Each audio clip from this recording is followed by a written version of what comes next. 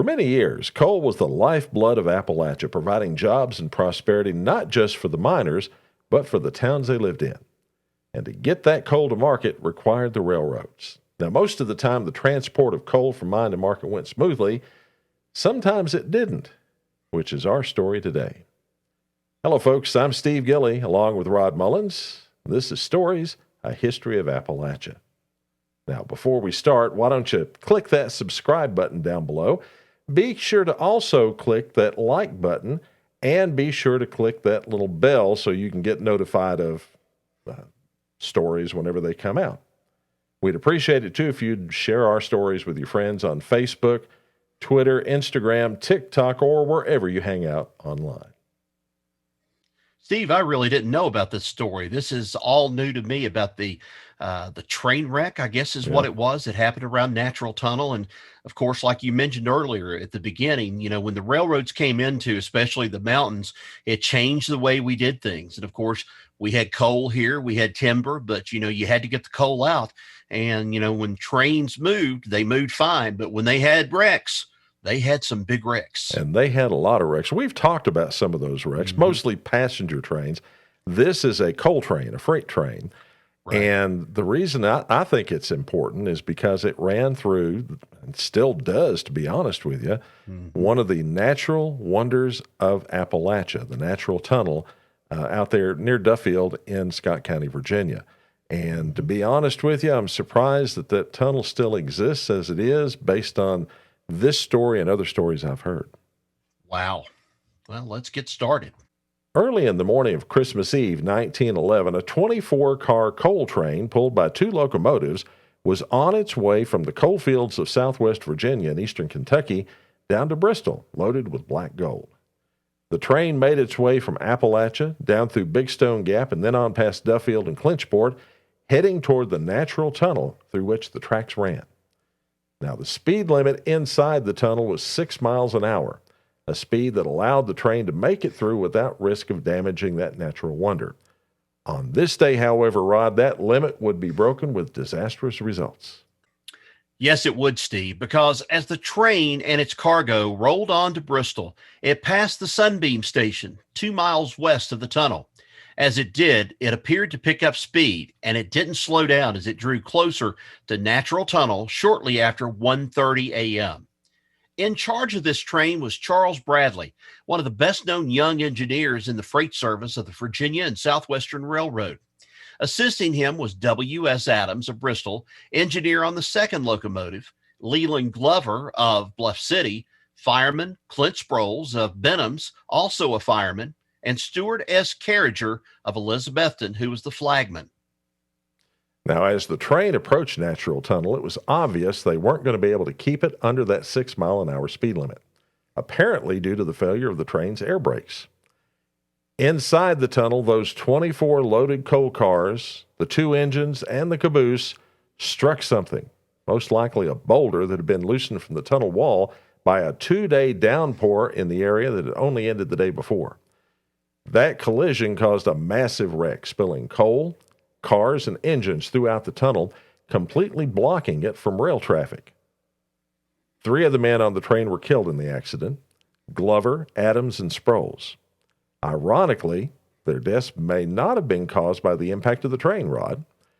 Instead, the engine had come to a halt in a large pool of water 7 feet deep caused by all that rain, which had caused a creek that runs alongside the track in the tunnel, Stock Creek, to overflow.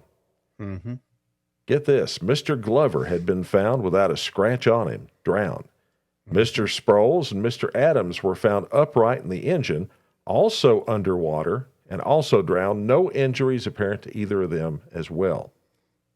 Well, the head engineer, Charles Bradley, was thrown through the cab window and landed on the other side of the pool of water, suffering only minor bruises. Flagman Carriger was the only one seriously injured with a broken back, hip injury, cuts and bruises, and scalp wounds. Now, there was a telegraph station 3 miles away at Clinchport, so the wreck was quickly reported. However, due to damage to the wires caused by the recent rains, telegrams to the company had to be routed through Knoxville and Middlesboro. so that it took until 4 o'clock that morning for a wrecking crew to arrive from Appalachia to begin clearing the tracks of the wreckage. Meanwhile, all the section foremen between Bluff City and the tunnel were contacted one by one and hurried to the scene. Now, by daybreak, 100 or more men were hard at work removing spilled coal and other debris from the tunnel. They worked until 10:30 that night, when the tunnel was finally cleared enough to be made ready for traffic. Now, that doesn't mean that they got the engines out or the cars mostly out, but it was enough for them to be able to get a train through back and forth through that tunnel. It was only after that work was done, though, Rod, that the men located the bodies of Engineer Adams and Mr. Glover. Stuart Carriger had recovered enough from his injuries to return home to Elizabethton by the first of the year.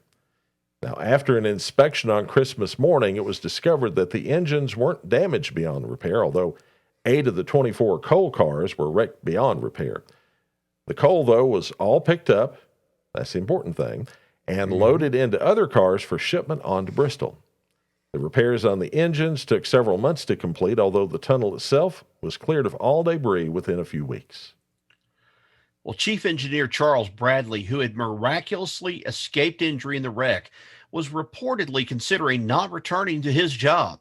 It turns out that the natural tunnel wreck was not the first train wreck he had ever been involved in, but it was the third. Now, all 3 times he survived with few injuries.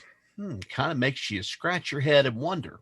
His nerves, it was reported in the Bristol Evening News, were in bad shape, with Bradley in, quote, such a nervous condition that it's doubtful that he'll ever be able to return to work, if ever, end quote. Rocks on the track were not a new problem for the Virginia and Southwestern.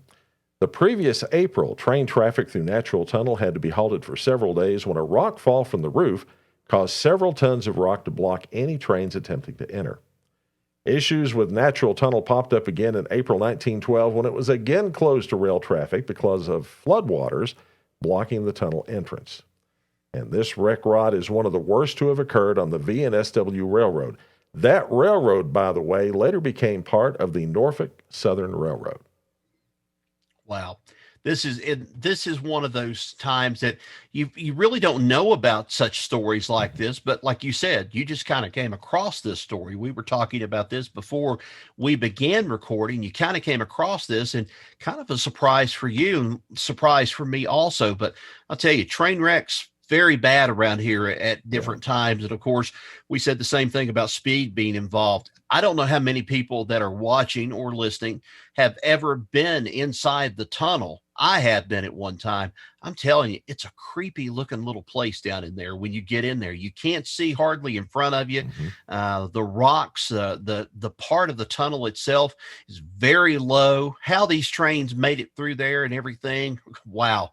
It remains to be seen, a miracle, I guess, more than anything else, that, they had some good luck and fortune on their side, but still, back in those days, that was if you were doing a lot of speed through that tunnel, something goes wrong inside the tunnel, you can bet there was going to be a wreck. Oh, yeah. Well, they still use the tunnel. Yes, to this they do. day, the railroad tracks still go through there.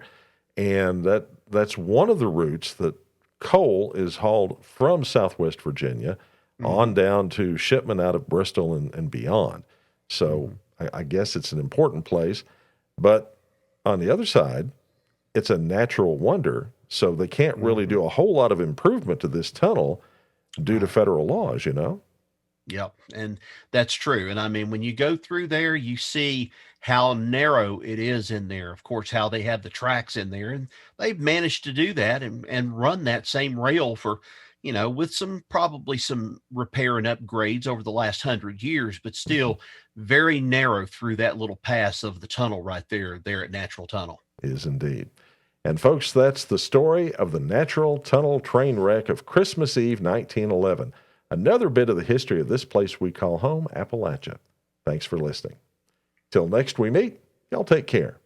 So long, everybody.